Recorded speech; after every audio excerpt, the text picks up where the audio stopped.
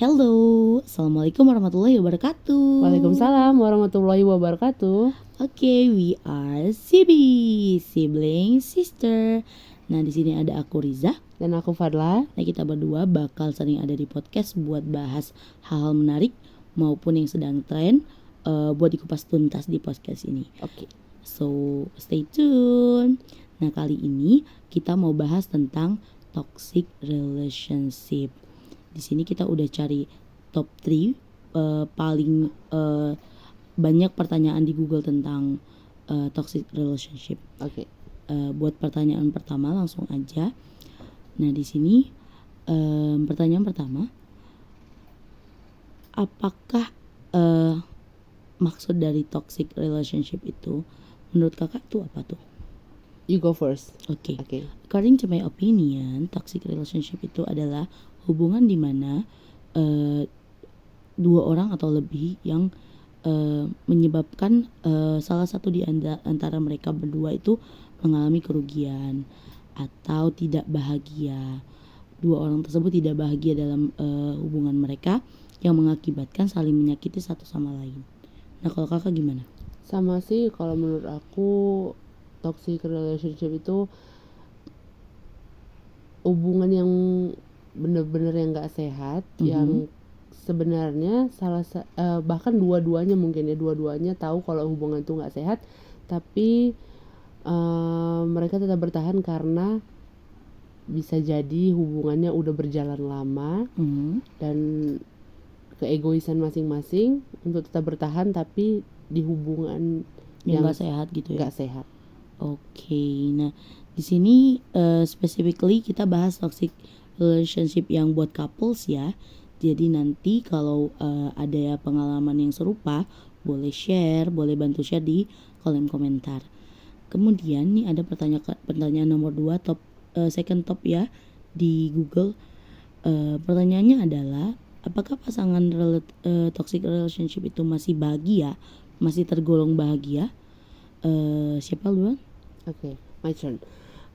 Kalau menurut aku nggak bahagia sama sekali. Karena mungkin pernah bukan nggak bahagia sama sekali itu bukan artian dari awal kenal orang itu nggak bahagia gitu, tapi pernah bahagianya itu cuman karena saling karena menjaga keegoisan satu sama lain tuh, terakhirnya berjalan tapi nggak nemukan titik bahagia yang sebenarnya gitu. Titik bahagia sebenarnya dari hubungan. Jadi sebenarnya kalau ada yang ngomong kayak toxic relationship itu kedepannya bakal bisa diperbaiki, nantinya bisa bahagia. Kalau menurut aku pribadi itu nggak bisa. Sulit. Kenapa tuh? Sulit karena kayak gimana ya, kayak kita tuh terlalu menguasain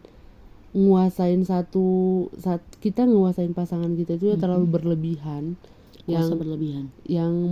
Sebenarnya kalau kita tanya ke pasangan kita itu nggak nyaman, pasti mereka tuh nggak nyaman, tapi karena egoisnya tadi itu merasa memiliki seutuhnya, merasa memiliki sepenuhnya, si pasangan yang satunya juga ngerasa kayak terintimidasi lah, bisa dibilang kayak gitu.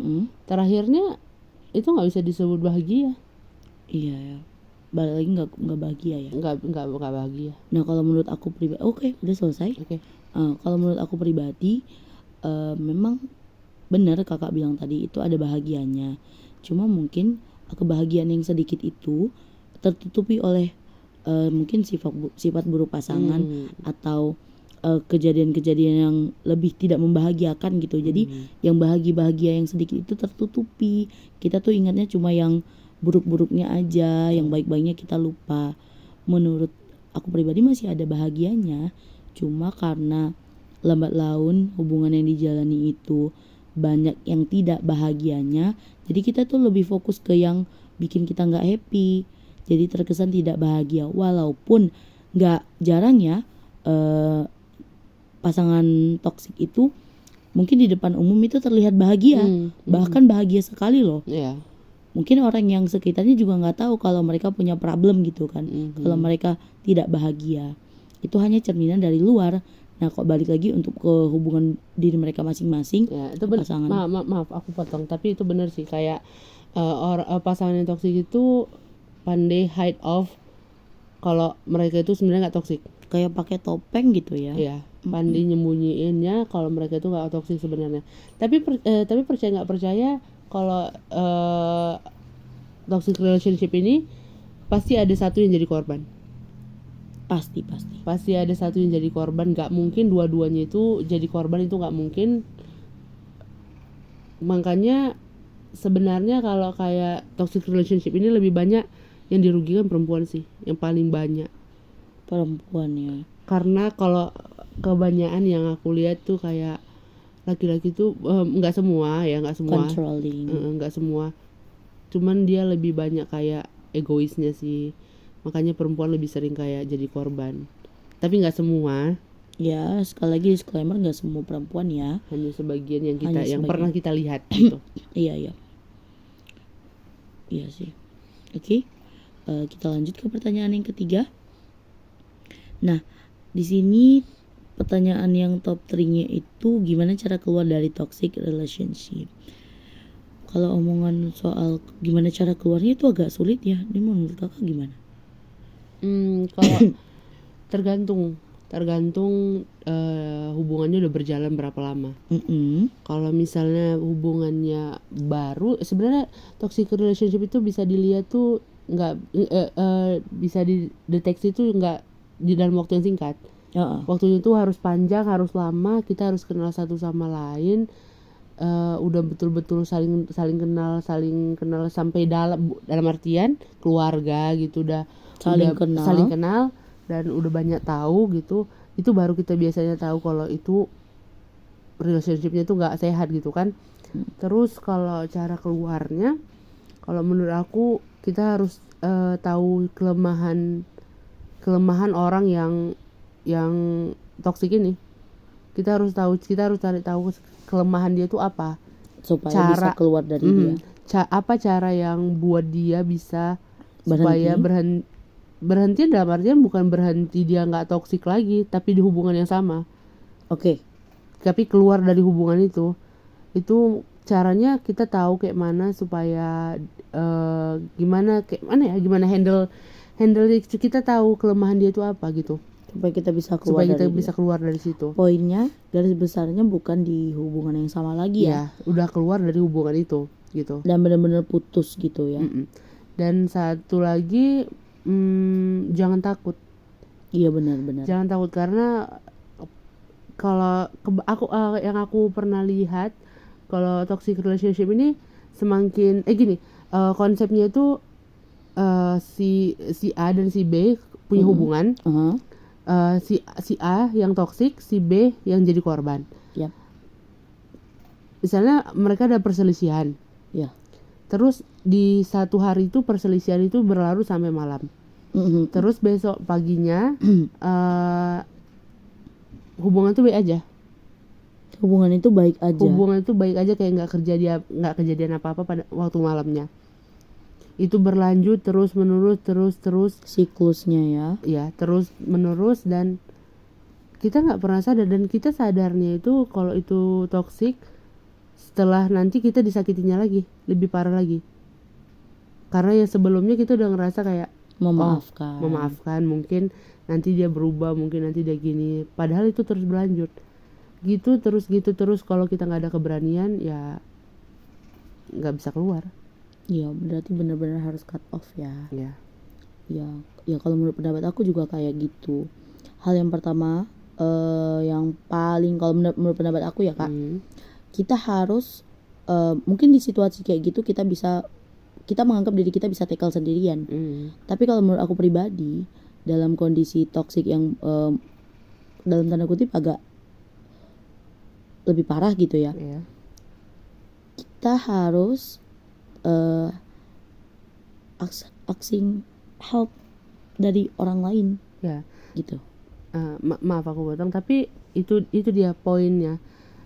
Kalau udah ada di hubungan yang nggak sehat tuh susah untuk keluar. Iya emang. Jadi susah juga untuk kita kayak minta tolong ke orang. Memang kuncinya itu di diri kita sendiri.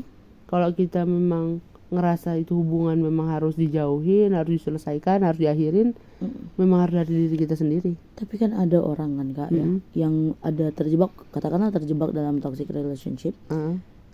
Itu kan bagi orang yang sadar kalau dia ada di hubungan yang gak sehat. Tapi ada beberapa orang yang memang dia jelas-jelas berada di lingkungan, maksudnya di hubungan yang gak sehat, tapi dia gak sadar.